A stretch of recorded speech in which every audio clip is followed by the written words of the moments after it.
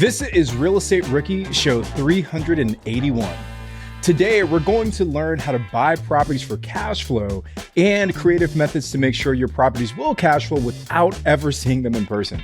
Now, guys, my name is Tony J. Robinson. I'm your host today for the Real Estate Rookie Podcast, and welcome to the Real Estate Rookie Podcast, where every week, 3 times a week, we bring you the inspiration, motivation, and stories you need to hear to kickstart your investing journey. Today, we've got Bailey Kramer, who's an investor investing out of state with an emphasis on cash flow. And Bailey has a strategy that every rookie can replicate for themselves. So Bailey, welcome to the Real Estate Rookie Podcast. Super excited to have you on, brother. Thanks, Tony. Pumped to be here. Yeah, man. So dude, you've got a really interesting story, and I want to get into how you've built it, what those strategies were. But first, before we dive in, can you just kind of set the table for the rookie audience? Like, what does your portfolio look like today? And over what time frame did you build that portfolio? Totally. So today I own 3 properties. 2 of them are single family homes, and the third one is a triplex. So that's kind of my portfolio right now. And then I bought the first one in that portfolio in October of 2022. 2022, man. So like we're talking like a little over a year that you've been building this portfolio. We're recording this in February of 2024, man. So you're crushing it, brother. And just, tease it a little bit, man. But from a cash flow perspective, with just these 3 properties, ballpark, what are you bringing in every month? Yeah, just these 3 properties, ballpark around $7,000 per month profit cash flow. Dude, you're saying that real calm, cool, and collected, but $7K per month to do that in a year and a half? That's amazing, man. So kudos and congratulations to you. So maybe the best place for us to start, Bailey, is I guess maybe tell me, right? You said you've got 3 properties, you're in a couple different markets. What markets are you in, and how did you choose those markets to begin with? For sure. So I'm in the Midwest. I'm in Indiana specifically. And there's 2 specific cities that I'm in. So one of them is called Terre Haute, Indiana, and one of them is called Kokomo, Indiana. And the way that I actually found these markets is I was actually co-hosting. So I was co-hosting Airbnbs, and I got referred to a guy who lived in California who had long-term rentals in this random city, Terre Haute, that I've never heard of in my life because I lived in Florida at the time, lived in Wisconsin, but had no correlation to Indiana. But he said, hey, can you help me turn my long-term rentals into short-term rentals? So that's kind of how I discovered the market. Dude, funny enough, one of the my early offers that I put in when I started investing back in 2018, it was on a small multifamily in Terre Haute, Indiana. That's funny. My business partner at the time, he had a family member who owned a business in Terre Haute. Same thing. I'd never heard of it before either, but the numbers actually, they look pretty good. That specific deal, they didn't work out, brother. So you were in Florida, South Florida at the time. You land on this random city in Indiana. And it's because of a relationship that you have. And you said that it was a co-hosting business. So we've had some recent episodes on co-hosting. So no need to go super deep into that rabbit hole, but maybe for folks that aren't familiar with that phrase, Bailey, what exactly is co-hosting? Yeah, essentially it's managing Airbnbs for owners. So I was basically handling the day-to-day operations, communicating with guests, handling pricing, controlling the Airbnb listing, stuff like that for an owner. So this owner says, hey, dude, I've got some properties in this random city in Indiana. I know you know nothing about this place, but I want you to turn my long-term rentals into short-term. And I guess how did that co-hosting in that market lead into you buying actual property of your own in that city? Yeah. So this investor, he owned, 10, 15 long-term rentals, something like that. So at first he just gave me one, and he's like, all right, let's just try this one out. And then we furnished it, we got it up and live, and it was doing super well. And then he's like, hey, tenants moving out of my another long-term rental. Let me throw you another one, see if it's still working. So we do the second one, then the third one happens. And then that's where I made the shift to say, holy smokes, this guy's doing so well with these long-term rentals that he is turned into short-term rentals. I want to get a little piece, or really a big piece, and actually own a property there as well. Let me ask one question, man, because this is something that I've been trying to preach for the last couple of years here as it relates to the Airbnb space. There's a talk of the Airbnb bust, and there definitely are cities across the country who have seen revenues come down from their sky high 2021, 2022 levels, right? Mm-hmm. Like Joshua Tree, we own a lot of property out there. That market has cooled pretty significantly, but there are other markets that are doing just fine. Like our properties in Tennessee, you couldn't tell the difference between 2023 and 2022, right? Right. Terre Haute, Indiana. Probably not on anyone's list of like prime time vacation destinations. So what is it that's really pulling people into that market to even make short-term, I think, viable? Totally. So, and that's actually funny that you mentioned that because I talk to like family and friends and other people and I'm like, yeah, Terre Haute. And they're like, dude, what, who's coming to Terre Haute? Like what? So what I'm doing more so now too is on the midterm side. So like insurance companies, travel nurses, stuff like that. But in between those longer stays, like we just got a booking today. Unfortunately, someone's coming in for a funeral. We have people visiting for the holidays. We have construction crews coming in. So it's no one's really vacationing here. This is not your glamorous Airbnb in Joshua Tree, but where there's people, there's people that need places to stay. So you start off with this co-hosting business, which pulls you into Terre Haute. Then you start seeing the numbers that this owner's doing. I guess what else did you see anything else in that market, Bailey, that made you say, okay, this is actually a place that I want to start building my own portfolio? Really, the biggest thing besides the fact that I saw success from him was the fact that his place is always occupied. Like we didn't have any gaps in his bookings when we were first getting going. So I was like, holy smokes, like there's more demand than what we have for the supply. So that was really the biggest indicator to me. And I think that's a big thing that you touched on is the relationship between supply and demand. And there are a lot of people who don't really understand how important that relationship is. But if you can find a city where there's strong demand but limited supply, now you can come in, add a few additional units, and you can kind of scoop that demand up pretty quickly. Now, is there anything else, I guess, that's kind of drawn people into this town? You talked about construction workers, you talked about traveling nurses. Is there any other happenings in Terre Haute that might pull someone in for a couple nights? Yeah, like they just built a brand new casino. So that was like a pretty big project for the city. There's a university here. So Indiana State University is literally 2 blocks away from my property right now. There's some manufacturing stuff here, but nothing glamorous that would be like, oh my God, this is a steal. Nothing crazy. But you got a big university there, right? Which is, probably something to be happy that's in that city because colleges, they have their own kind of like local ecosystem that they start to build and you can benefit from that. Now, dude, something I want to go back to because you mentioned this up top is that you're cash flowing $7,000 per month from 3 properties, which is pretty fantastic. So I definitely want to get into kind of what your ethos is, what your strategy is for really maximizing the revenue from these properties. But first, we'll take a quick break so we can hear a word from our show sponsors. All right, Bailey, we are back. And dude, man, I'm super excited to get into your story because, we talked about how you landed on this random city in Indiana. We talked about how you're cash flowing multiple 4 figures from one property. So walk me through what exactly is your kind of investing ethos, your investing methodology, because you've got a mix of the co-hosting, the stuff that you own, but just big picture, what does that look like for you? Yeah, big picture right now is all about cash flow to me. Cash flow is like the only thing that I'm personally focusing on right now. I know there's like 2 sides. There's cash flow, there's appreciation. Right now, at 23 years old, I'm keeping my head steady to just focusing on maximizing cash flow now.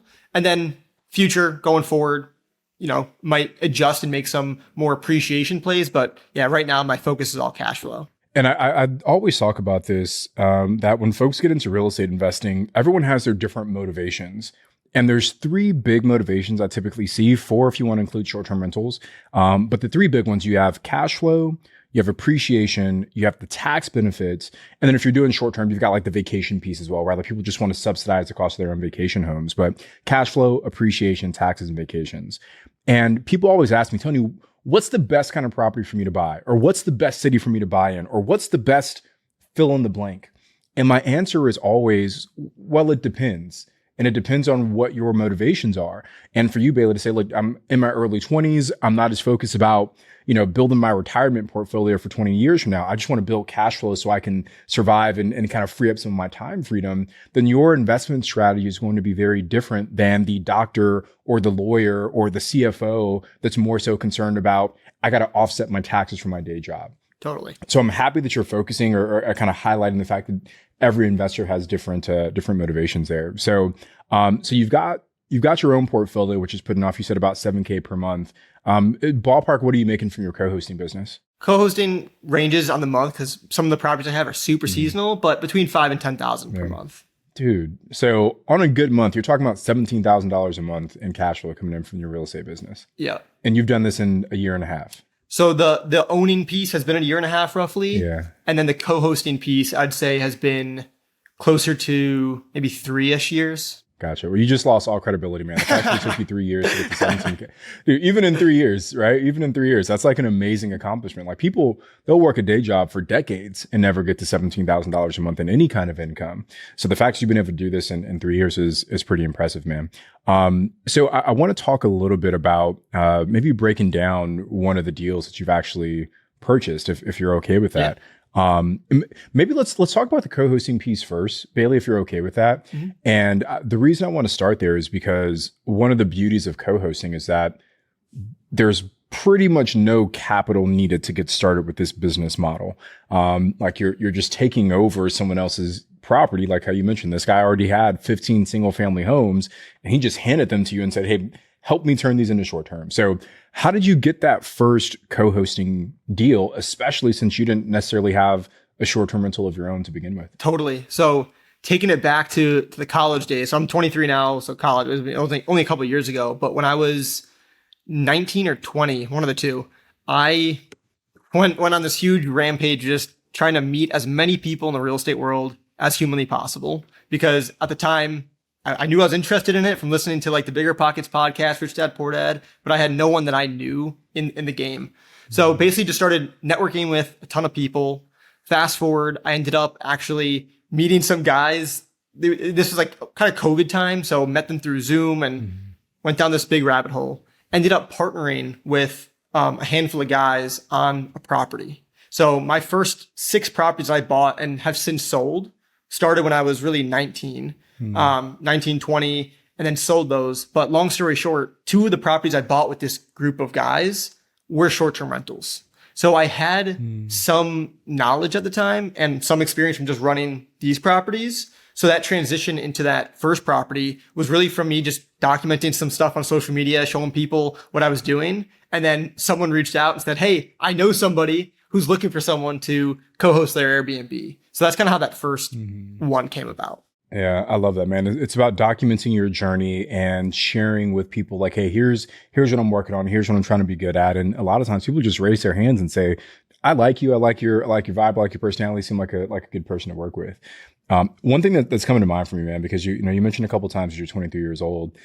At 23 years old, to be making on a good month $17,000 per month, have you bought your first Rolex? Are you got like a sky high, condo in downtown? Like, is it difficult to not let the lifestyle inflation kind of happen when you've got so much cash flow coming in? So I made one purchase, which was a Tesla. I got some good tax benefits from it too. But besides that, I'm super especially now, after I think it was good for me to buy one thing, the car, to kind of okay, now I've gotten the kind of, I don't know, I kind of felt like, not that I had to, but it scratched the itch, right? It scratched the itch. It felt right. And then now I'm like, okay, I'm literally just continuing to throw back in. Nothing, now that I have the car, nothing else really excites me besides real estate. I get way more excited buying furniture for my properties than buying anything else. Cool. So Bailey, I'd love to hear about the first property that you purchased for yourself, which I think was a single family short-term / midterm in Kokomo, Indiana. So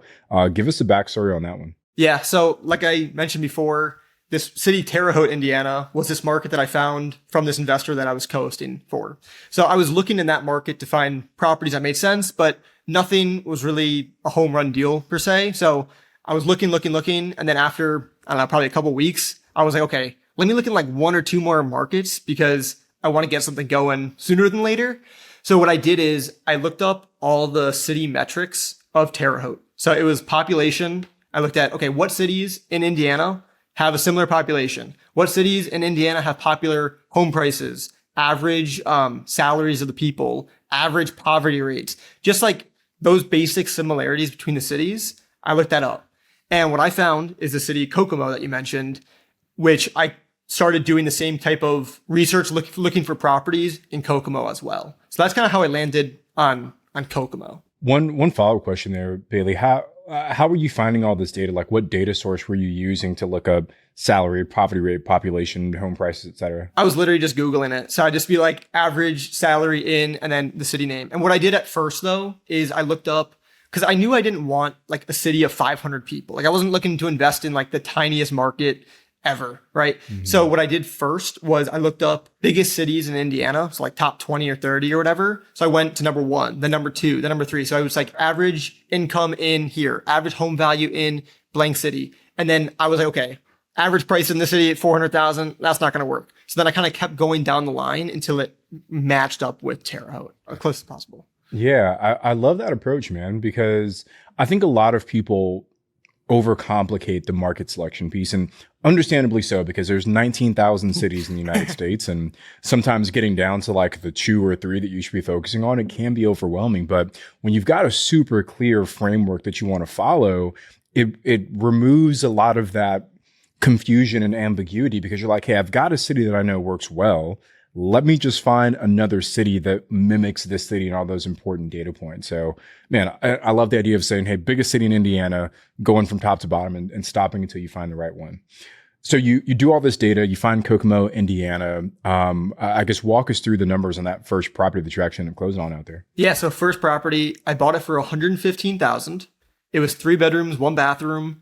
I got an 8.5% interest rate, which scared every friend and family member that I ever told. And it was just a DSCR loan as well. So first, we got to just like appreciate the fact that you bought a property for $115,000. Because, you know, I'm in Southern California. That might get you like I don't even think you can get a garage in California for $115,000 right now.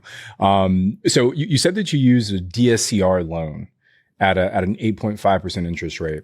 What exactly is a DSCR loan, and why did you choose to go that route? Yeah, so DSCR loan, it stands for debt service coverage ratio loan. It's essentially a loan that where they don't check your tax returns. Like there's a bunch of other things to it, but it's a type of loan where if you don't have the best record to show the bank, then I think a DSCR loan is great. So for me, like I recently dropped out of college from this property. So if I went to the bank and said, hey, I have been running this co-hosting business for a couple months. Do you want to, give me a mortgage? They would have probably laughed at me. So DSCR loan, they don't check that. They check your credit score, and then the property itself to make sure that that'll cash flow, but they don't necessarily check as much about you as the borrower.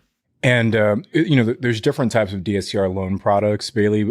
For the one that you used, when they were projecting the income for the property, were they looking at it from a long-term rental perspective, or were they looking at it from a short-term rental perspective? And just to preface that before you answer, the reason why that's important is because you get some lenders who will give you the DSCR loan product, but they'll only take in the long-term rental income, which depending on the property could be a fraction of what that property will actually do as a short term. So then it limits your ability to get approved there. So for you, were they looking at it from a short term or a long term perspective? So they were looking at it from a long term perspective. So they just said, okay, does this make sense as a long term rental? Yeah. And when they came back with what a long term rental would actually rent for, they actually came back with their number like lower than what it should have been. So I was like, hold on. So I had my realtor pull the comps, sent it over and said, guys, you guys are about $200 to $300 off here. I can rent it for X amount all day long. And then they were able to move it along. Where did you find this lender?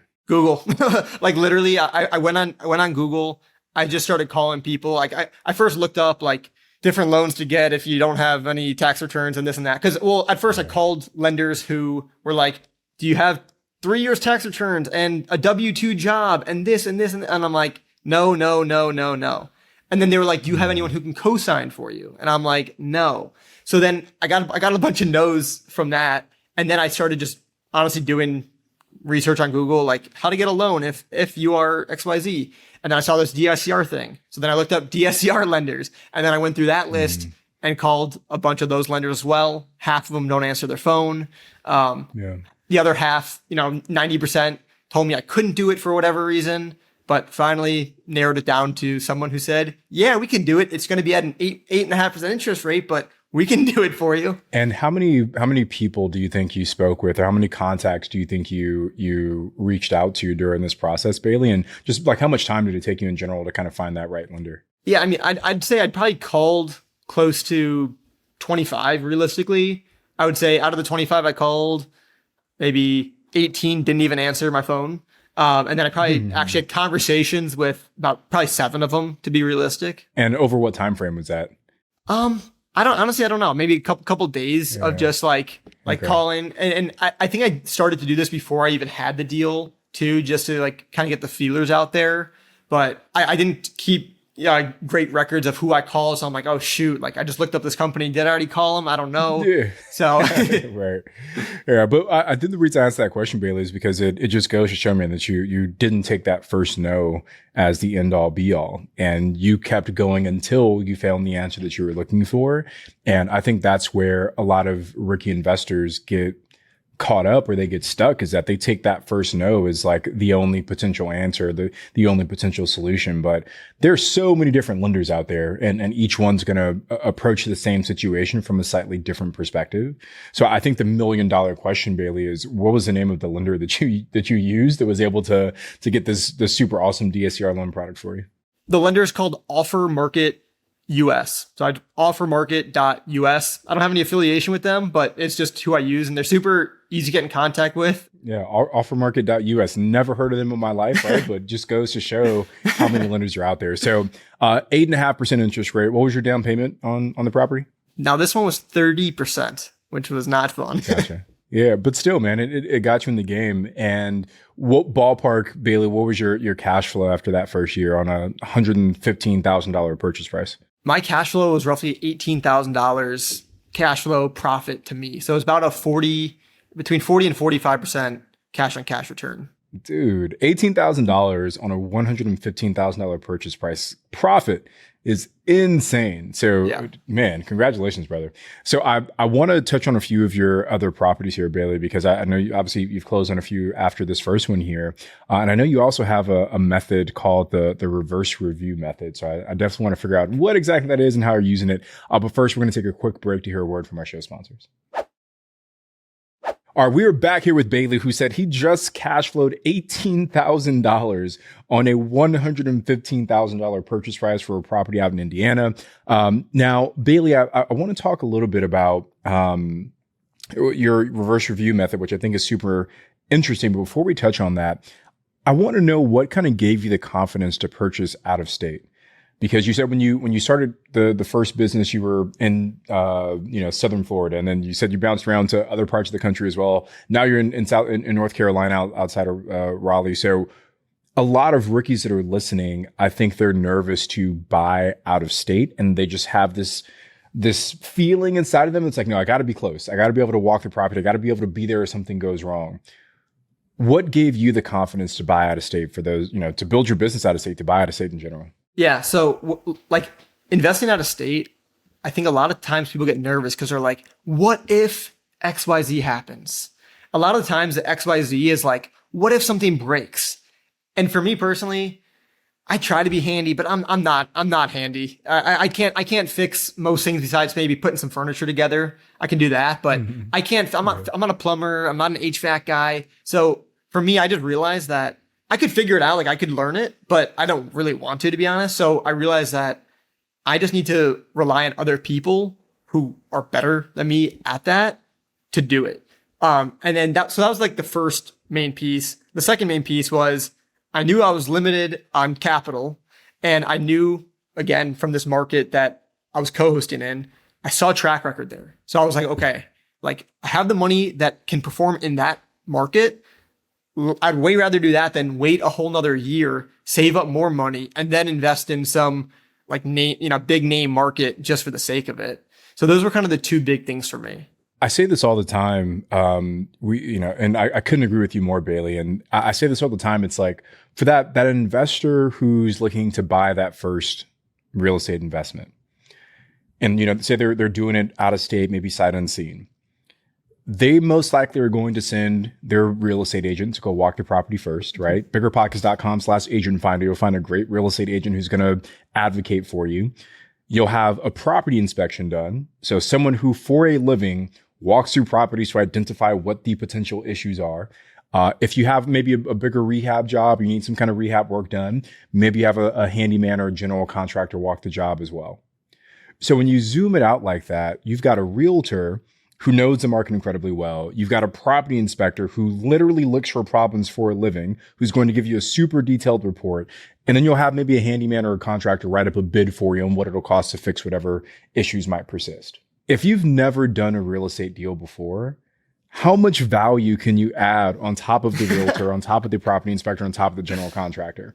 It's just going to make you feel better because you saw it with your own eyes, but you're not even really going to know what you're looking at. Right? So when I frame it that way, people always kind of laugh like how you are. And you're like, yeah, Tony, I guess you're right. So for every rookie that's listening, lean on your team, like Bailey said. So I guess the question that I'd ask next then, Bailey, is how did you build that team to kind of give you the confidence to be able to do this remotely? Yeah, that's so true. The way I built my team, I guess it started with the realtors, really. So I would just, whenever I saw a property for sale, I'd call the listing agent, and the ones who were super responsive, the ones who would give me information, the ones who would just talk with me were the ones that I would kind of get to know and talk with. And then I'd ask them for their recommendations. So I'd say, hey, by the way, who do you recommend for an inspector? Who do you recommend for a handyman? And then I kind of went down that rabbit hole for most of my top people, just getting recommendations from other people. The other thing I'll do is, again, just go on Google, look for the people with good reviews and just call them. But I would say literally just calling these real estate agents, letting them know, hey, I'm out of state. This is kind of my situation. You'll be able to see really fast which agents are going to actually put in the work for you and what agents are not going to say it lightly. Again, biggerpockets.com/agent finder, guys. Like you'll find agents that know how to work with real estate investors. And for someone that's just getting started, having that agent who knows that market really well is a really, really important part to being able to do this remotely. But I want to ask you about the reversed review method. What the heck is that? How are you using it in your business? And yeah, just break it down for the rookie audience. Totally. So this is my biggest hack, I'd say, for the way that I'm able to find these places remotely. Because that's, again, everyone's like, I don't understand how you know if this is a good street and if this is a safe area and this and that. So this works for short-term rentals 100%, mid-term rentals 100%. You can also apply this to a lot of concerns that people have about long-term rentals too. But what I do is sometimes the property comes first, sometimes the area comes first, vice versa. But what I do is I go on Airbnb. Let's just say I find a property for sale, like the most recent one that I bought. I saw it listed for sale. So I said, okay, I don't know anything about that area. This is the northern part of town. I have only experience in the southern part of town. Okay. So what I did is I went on Airbnb and I looked at properties that were close to this one. There's Airbnbs like everywhere. Like that's like the beauty of it too, is most places you're looking, there's probably already an Airbnb nearby, which is good because what you can do from then is read their reviews. People are so honest on those reviews and if they're, especially on things that they don't like. So if they say sketchy area, stay away, and you say they have like a 2-star rating on the location part of the Airbnb review and you see it over and over again, it's probably a sketchy area, right? But on the flip side, if people are raving about the area, walkable to great coffee shops, felt great, whatever people are writing, and they're all positive reviews talking about the location, well, you could have some assurance there that, okay, that's going to be a good location if you're going to buy the property next door to that. I love that approach. And I've definitely tried to advocate for the fact that there's a lot of golden information in the Airbnb reviews because you can pick up on things or at least get a sense of what's important to guests in that market if you're not super familiar with that market already. So, man, so you're basically letting your guest, your future guest, tell you what part of the city you should be buying your Airbnb. Am I understanding that correctly?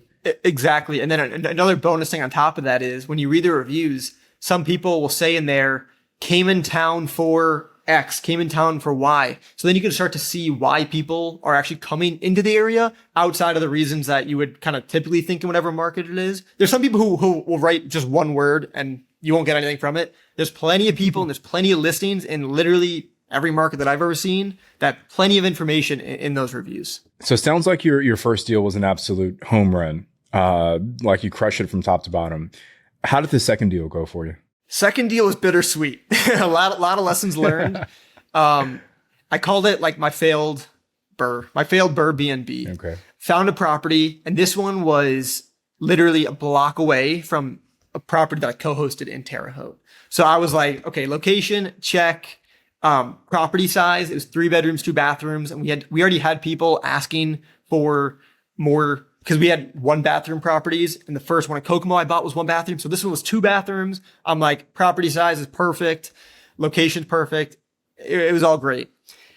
And the property, I bought it for $65,000. And the plan was, okay, I'm going to put in $35K to renovate the thing. And it's going to be worth $125 all day long. No questions asked. It'll probably be worth more, but that's what I said. So finally got through the rehab, which had its own bumps in the road. And the appraiser came back at, I think it was $105,000. So I had to put in with the lender, I had to come up with, it was like $22,000 out of pocket at closing at a deal that I thought I was going to have no money out of pocket for.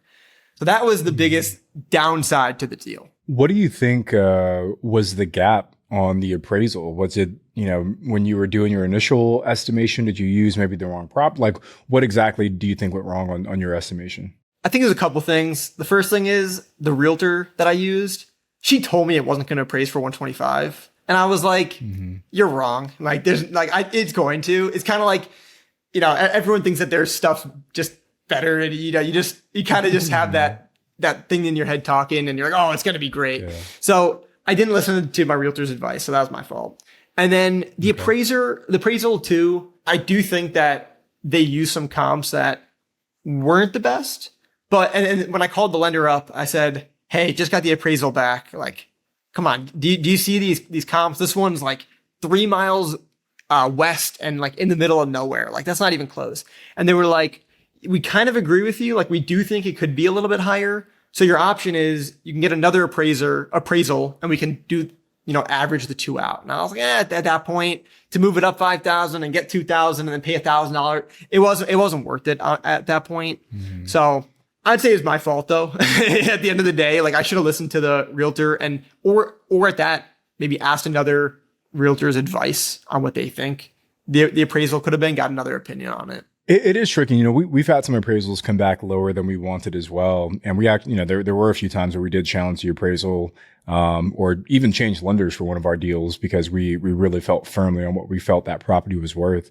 And, we've been successful. Luckily, I think most of the times we challenged. I can think of one where we knew we were kind of, stretching a little bit like you were. But you still, 22,000 in for this deal is still not a bad down payment. And how is that your failed, what'd you call it? Your Airbnb? My failed Airbnb. Yeah. Airbnb. How is that property performing for you? Performing super well. So we have a insurance company who's renting that property and they keep on extending. They keep on extending, which is obviously great for me. And they're paying $3,500 per month. Wow.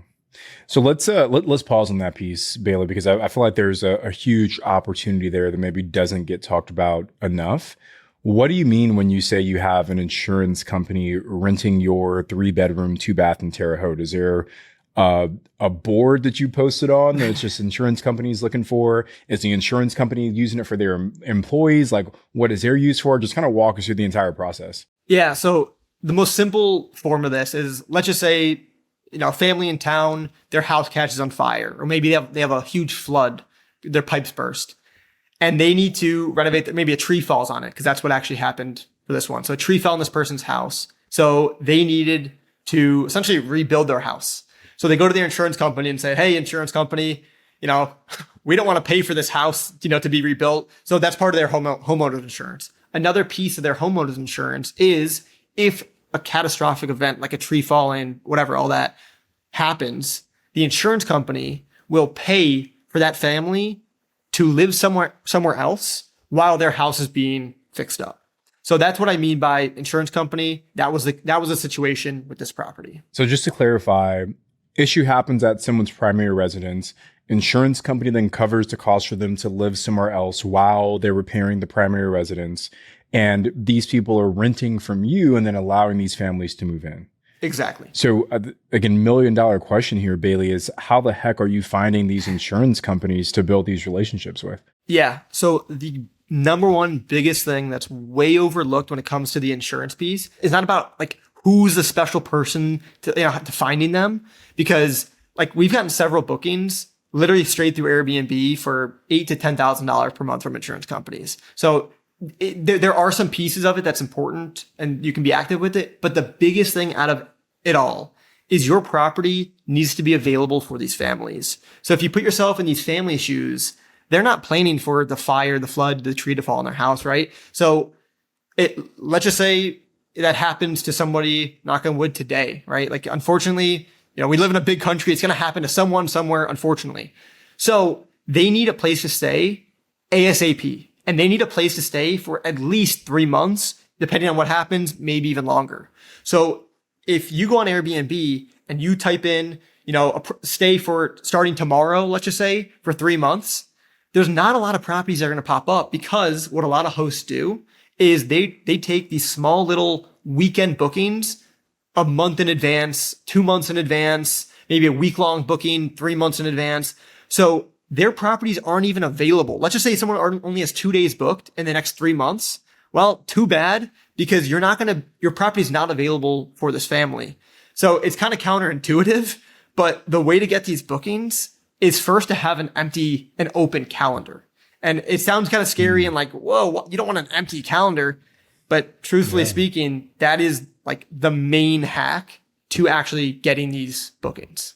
So let me ask this question then, Bailey. Are the majority of your bookings coming directly through Airbnb for these insurance like relationships, or do you have like a Rolodex of people that work at these insurance companies that you're manually reaching out to? And if so, how did you build that Rolodex, that list of people? Yeah, so the first one that came in was through Airbnb, but I'd say about 30 to 45% roughly is from Airbnb. The other whatever percentage, I'm not good at the mental math. The majority of it though is, number one, through Furnish Finder. So what happens is, we list our property on Furnish Finder, and then insurance companies will reach out that way. And then what I've done is it's kind of snowballed from Furnish Finder. So I got a reservation. I got an insurance company to reach out through Furnish Finder. And then they ended up staying at our property. So then I said, hey, by the way, I emailed them and said, hey, by the way, do you guys have any other families looking for any other properties in this area? And what happened there is she forwarded the email to her entire team. So all of a sudden, and she CC'd or BCC'd me or whatever it's called on that email. So I now had like 10 to 15 emails that I gathered in one big swoop. And so I kind of repeat that process a lot.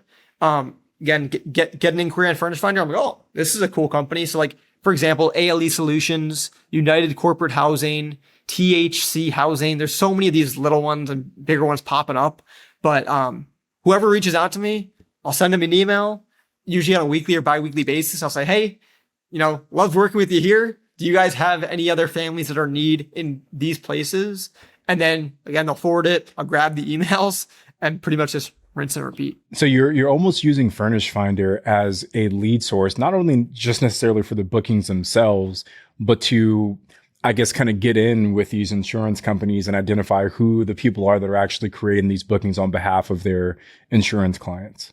Yep, exactly. And then we even get some on Airbnb who will say, hey, I'm from XYZ company. And then I'll do the same thing. I'll reach out to that company. And then one other note to put on top is each company has their own like internal database of properties. So ALE Solutions, like I mentioned, United Corporate Housing, all these companies, if you go on any of their websites, there's a place that says like property owner or something like that, or register your house. So we literally just put all of our properties also in their database. So that way we have multiple different touch points with them to get access to these renters. And Bailey, we'll have you maybe give that list to our producer so we can put in the show notes of this episode of these different websites where you're listing everything. But two other follow-up questions. And I want to get into your third deal, the Triplex that you got. But before we do, two other questions for you. First question, is there a way to maybe understand what demand might look like from these companies? Like, is there a way to search for that? Or is it just as they kind of come across your listing on Furnish Finder or whatever it is, you're taking it that way? Yeah, there's not really a way to know the demand because, again, no one really knows when their house is going to get damaged, right? But on the flip side, you are able to tell the supply by going on Airbnb. Because typically, like, a family is not going to really move in a day after their flood. Usually from what I've seen, the insurance company will put them in a hotel for 1 to 7 days just to like quick solution. So then you could say to yourself, okay, go on Airbnb, put in your city and put in, okay, starting in 7 days for 3 months and see how many properties pop up. In some of the markets I'm in, you'll see literally 0 options available, maybe 1. And those are usually my listings that are like the only ones available. So that's probably like the biggest way to tell the supply. Demand, unfortunately, or kind of fortunately, you can't really know when that's going to happen to somebody. One follow-up to that, Bailey, is I get the idea of like leaving your calendar open, but so then are you like setting a minimum to say I'm only taking 3-month bookings, or do you like, hey, if I'm a week out, then I'll let someone come for a night or two? How are you balancing that? Yeah, exactly. So I'll do, depending on how many properties I have available, I'll do between 7 and 14 days out. I'll take a 2-night, I'll take a 3-night, I'll take a 4-night reservation. Mm-hmm. If I only have one property available and the others are booked, I'm going to stay pretty firm and maybe just take within 5 or 7 days. But yeah, I'll take these shorter stays. Like the one that we got today was, again, unfortunately, someone coming in for a funeral, and they're coming in starting tomorrow for like 5 days. So great. We're gonna kind of get these smaller bookings and then kind of wait for these bigger pops from the insurance companies. Last question I have before you jump onto your third property here, Bailey, is tips and tricks to maybe stand out on Furnish Finder, because I know Furnish Finder is not the same as Airbnb, right? It's definitely not going to push your listing in the same way. There's a little bit more manual work. So what have you seen as the best strategy for actually getting bookings through Furnish Finder? Yeah, honestly, the biggest thing on Furnish Finder is responsiveness. I talk to so many people who are looking for housing that like no one else has answered their message or picked up the phone and called them. So anytime I get a message from Furnish Finder, I'm on it super fast. I have a VA who also helps me stay on top of the messages, but like we're staying on it within a couple of minutes. Another thing that I do when I'm free is I'll call them up too personally and say, hey, this is Bailey, just saw your inquiry on Furnish Finder, and just start to like talk to them that way. That's really the biggest thing. Sure, you can have great pictures. That obviously helps. If you know which guest you're going to attract, you can put some of that in the description. But at the end of the day, a lot of people who are coming, they're kind of just inquiring to a bunch of different properties, or maybe even just putting out there in general on Furnish Finder, hey, anyone who has a house here, I'm interested. So it's kind of just a game of speed at that point. Yeah. I always make this joke that, if I wanted to become a billionaire, I should just start like a general contracting company. And as long as I answered my phone and returned phone calls, I'd probably be like the biggest general contractor that existed. So 100%. The responsiveness I think is super important, right? Kudos to you, man. I'm super impressed with what you've built out. I just want to quickly hit your last deal here, which was I think a triplex, right? So just like rapid fire, I just want to ask some questions on this one. So what city was this one in? So this was Terre Haute, Indiana. Gotcha. And what was the unit mix? I know it was a 3-unit, but like bedroom and bathroom for each unit. Originally, the realtor said it was all 1 bedroom, 1 bathrooms. When I had the inspection, I found out that one of the units actually had 2 bedrooms. So I was like a little surprised in there. Gotcha. So 1 ones, 2 of those, and then 1 unit that's a 2-1. Correct. Gotcha. And what'd you buy this property for? What was the purchase price? Bought it for $147,000. And did you have to put any capital into it for rehab? No rehab. I actually got a credit at closing for just in case something happens. Like the furnace is older, so that's kind of in the back burner, but no immediate rehab. That's awesome, man. Was this a DSCR loan product or some other type of loan product? Yep, this is a DSCR loan product. Yep. And down payment percentage on this one was? So this one, I was actually expecting 25%. Because that's what the lender told me. And then he sends me the loan docs or whatever, and it was 20%. And I was like, okay. I asked him like what the deal was, but yeah, so 20% for this one. And was it the same lender that you used on the other property? Yep. Gotcha. Offermarket.us. Offermarket.us. There we go. And then what's your approximate cash flow on this one on a monthly basis? Approximate cash flow on this one is between $3,000 and $3,500 per month. Dude, absolutely crushing it. Bailey, really, really enjoyed our conversation today. And I think you hopefully have inspired a lot of people to take action, because we're talking over the span of 3 years. You went from college kid to, bringing in on a good month, almost $20,000 in cash flow, which is absolutely phenomenal, brother. So, dude, appreciate you coming on. I guess any final words for the rookie audience before we jump off here? No, I appreciate you having me on, and for everyone who's looking to get started, because I was listening to the Bigger Pockets podcast literally in between classes in college every second I could. My biggest like piece of advice and tip and something is just like, it's okay to start small. I used to think like you had to start big, you had to start crazy, but like figure out where you're at and like what resources you have and just get a base hit, like get a single. I said that my first deal, yes, I happened to get a 40+% cash on cash return. I can look back and say I kind of got lucky on that. And even if I didn't get that return, I would still be super happy I did the deal because just doing the deal alone taught me so much more to allow me to do the second and third one. So sure, maybe I did get a little lucky on the first one, but I'm glad I did it literally just for the experience. If I didn't make any money, it was still well worth it. And obviously, brother, it's been incredibly worth it for you because you've built a pretty exceptional business here, man. So I really enjoyed our conversation today, Bailey. I loved your reverse review method, kind of letting your guests tell you where to buy those next properties. I loved your kind of focus on cash flow and saying, hey, based on where I'm at in my life, this is what's most important to me. And I personally learned a lot with your insurance company hacks and, checking the CC line to scoop up all these other emails, brother. So a lot of great information. For all of our rookies that are listening, if you're on YouTube, please make sure to subscribe and turn on notifications there. If you're listening on your favorite podcast episodes, please be sure to subscribe and turn on downloads. And please check the show notes because we'll be sure to have Bailey's contact info in there as well as mine. But that is it for today, guys. I'm Tony J. Robinson, your host for the Real Estate Rookie Podcast, and I'll see you guys on the next episode. Still you try so hard to cover up your games.